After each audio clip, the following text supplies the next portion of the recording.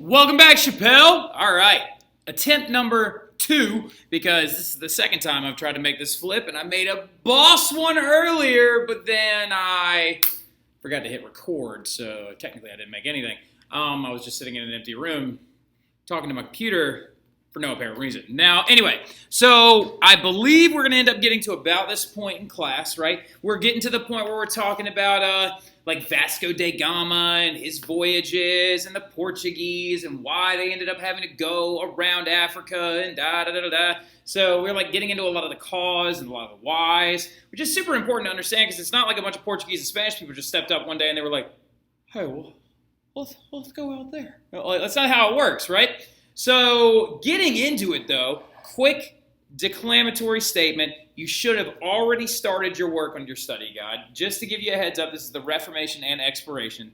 This test for A and F is on Thursday. For D is on Friday. Make sure you get the stuff done. Start studying now because I don't want you to get overwhelmed and I want you to crush this thing and end the quarter with a high note, all right? So, well, let's get into it. Now, we got into talking about, like, the Portuguese, da Gama, going all the way around Africa and setting up a trading empire all the way around Africa to get to India, right? He ends up all the way at Calicut. And we won't talk about the gift that he sent the mayor of Calicut, which is like, so like a lot of little, like literally, like, eh. All right, so we won't talk about that right now, but his successful voyage is very important to understand due to the fact that India, the spice mecca at the time, is now being like pushed by the Europeans, and now the Portuguese are setting up a trade empire on that side of the world, right? And so in the future, like, tense, we're going to talk about the English and their colonization of North America. We're talking about the French and their colonization of North America.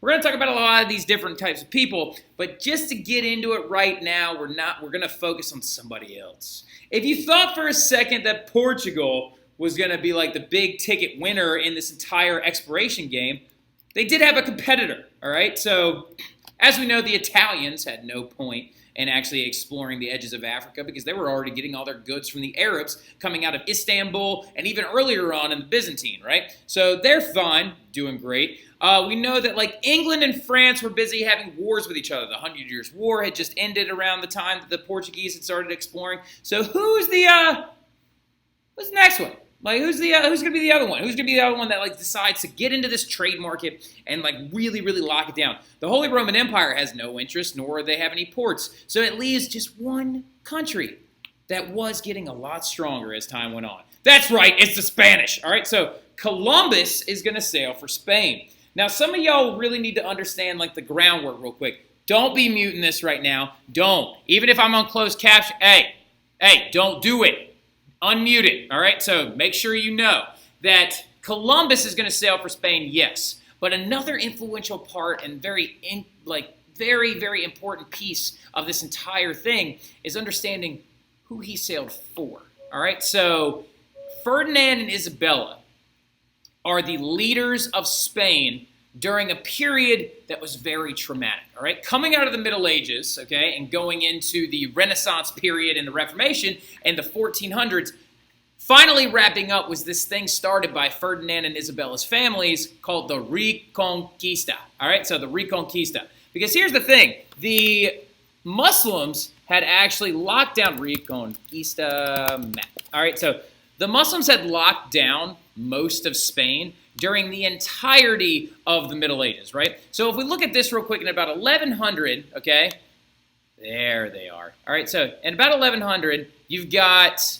the massive amounts of Muslim influence in Spain, right? As you can see right here through the varying colors, as the colors go down, come on, scroll up, big dummy. Okay, that's fine. So this is Spain right here, right? As the colors go down, those are areas of Spain that were reclaimed by Isabella and Ferdinand's families, right? So Isabella and Ferdinand had made a point, and their families, to push the Muslims completely out of Spain, ending any of their influence in continental Europe, right? Pushing them out and pushing them back into North Africa, right? So the Reconquista, led by Ferdinand and Isabella, also came along with this thing known as the Spanish Inquisition, which was to try and catch people that were not abiding by Catholic laws, and they were not actually converting like they had thought they had been asked to, right? So Ferdinand and Isabella are leading a massive period of economic growth and also dominance by Europeans going forward. So Ferdinand and Isabella's families also decide that it is time to get into this game so they can make as much money as possible, right? So Ferdinand and Isabella sponsor this guy named Christopher Columbus, who's actually Italian. He's Genoese. He's not Spanish, all right? So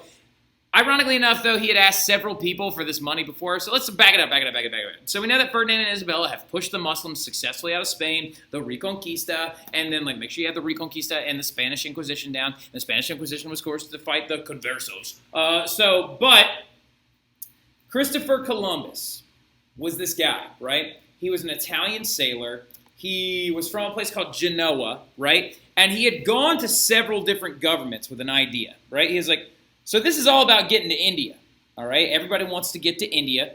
So he comes up with an idea because he is also known by this point that the earth is round, right? So he's like, look, if I sail west, eventually if the earth is round, I should pop up on the other side. I'll run into Japan and China, and then I'll navigate my way down to India, right?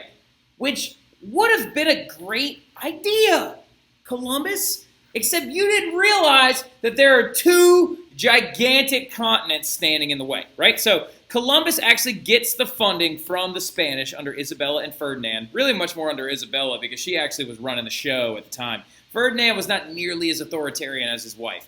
For Isabella of Spain, very hardcore person, right? Very, very, very powerful leader, very much about the Reconquista, pushing the Muslims and the Jews out of Spain, and then also, not to mention the fact, is also much in the game of making a bunch of money, right? So since Christopher Columbus sails west, hoping that he's going to come around the world and run into India on the other side, and he takes 3 ships with him. He actually took 4, but one of them sank. But anyway, so the Nina, the Pinta, the Santa Maria, the thing you've heard about your entire life.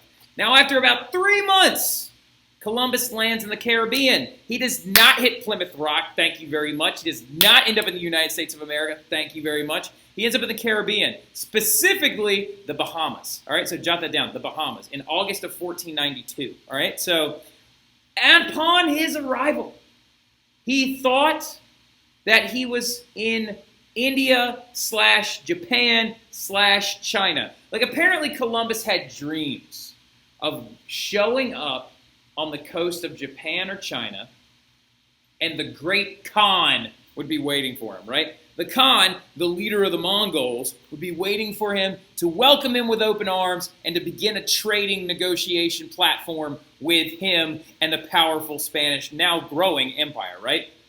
Well, it turns out, first of all, the Mongols weren't even that powerful anymore, and their influence is beginning to die down, and also they didn't even control China or Japan at the time. He should read a book. Also, he had no idea where he was, and he thought the natives he ran into were a part of a new region that he thought he discovered called the West Indies. Dumb. So, anyway, put somewhere down there, the West Indies. The West Indies actually became used as a very, very, very fluid term to refer to the Caribbean and any of the sugar-producing islands that actually exist in the Caribbean. For example, Jamaica, Haiti, which at the time was called Saint Domingue. All right, so now, anyway, but called the people there by the wrong name, and he's going to begin to try and spread his influence, right? Now, some of y'all are like, then what?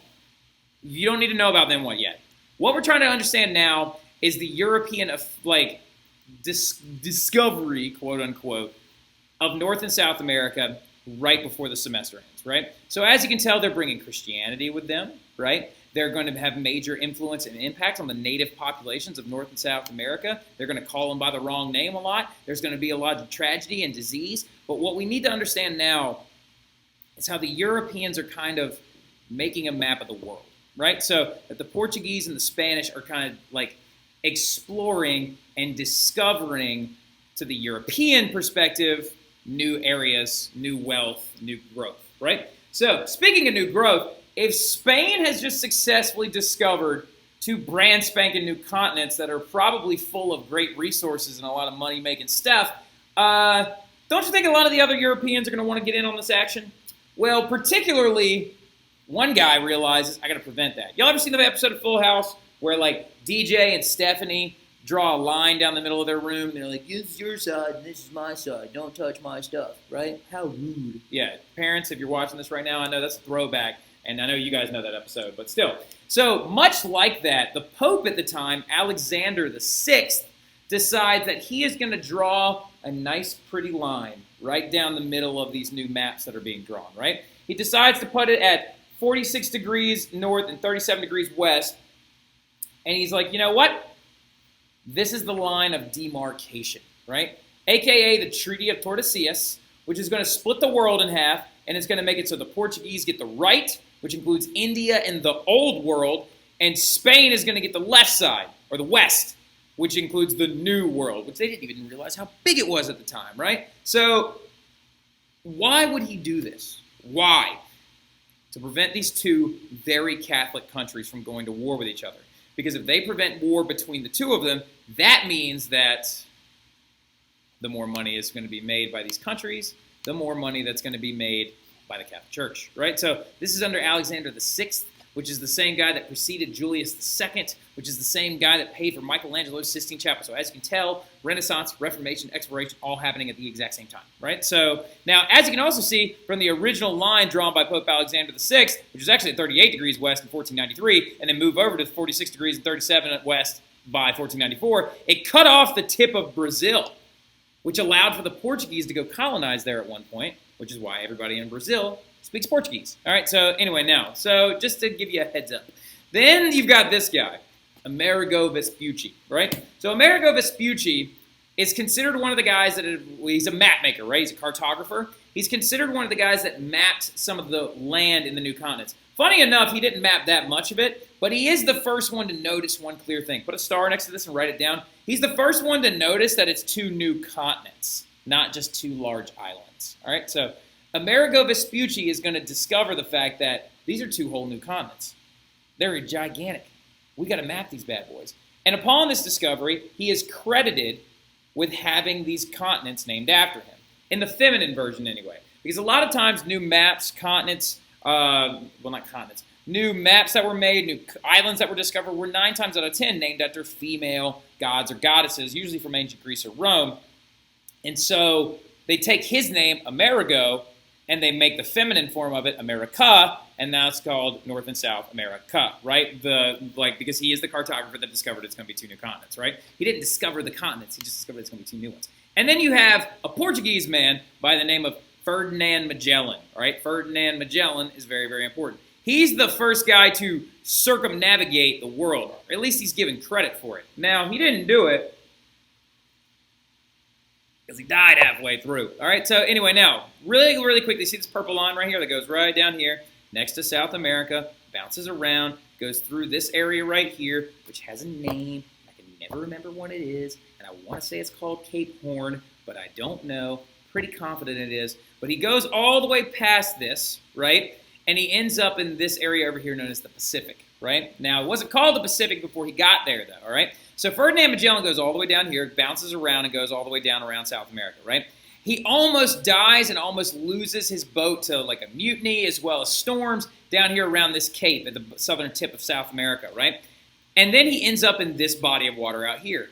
And since it was not as traumatic as where he just came from, and it wasn't as stormy, and the waters were peaceful, he named the ocean the Pacific, or Peaceful Ocean, right? So that's why it's called the Pacific Ocean, because Ferdinand Magellan was the first one to sail it for Europe, and they named it. So, which is ridiculous, because they just got to name an entire body of water that the Japanese and the Chinese were looking over for hundreds of thousands of years. Don't get me started. Now, anyway, so he is the first one to be given credit with circumnavigating the world, as in sailing all the way around, right? So then he went through the Pacific Ocean, and he ends up in the Philippines, right? Where he then dies from beheading because he tried to convert a lot of the Filipino natives, and they murdered him. But his voyage is going to finish in 1522, right? So 3 years later, Ferdinand Magellan's mission is complete, and he goes all the way around the world. Well, he doesn't. His body does. But so anyway, now, Portuguese are going to be the guys that we take off on when we're going to come back from break, right? When we come back from break in January, we're going to begin to talk about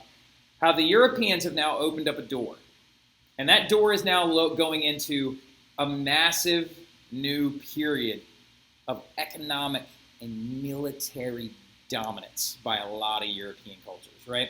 So European cultures are going to now be interacting with cultures that are thousands of years old, and they're going to start pushing different economic patterns, pushing different military patterns, and having massive effects on the world. And this is one of the periods of absolute European influence on Western civilizations, right? So Europeans are now going to spread their influence, and this is where Western Civ gets very, very turned up, right? It's where it gets very like into high gear, really extreme, and we're going to end up going on. We're going to start off talking about how the Portuguese are going to take control of coastal Africa, and they're going to be looking for new goods like ivory, gold, and they're going to introduce the slave trade as well. So we're going to start off right there when we come back from break. This is the last flip before your last test for the quarter, semester. See you guys tomorrow. Have a great day.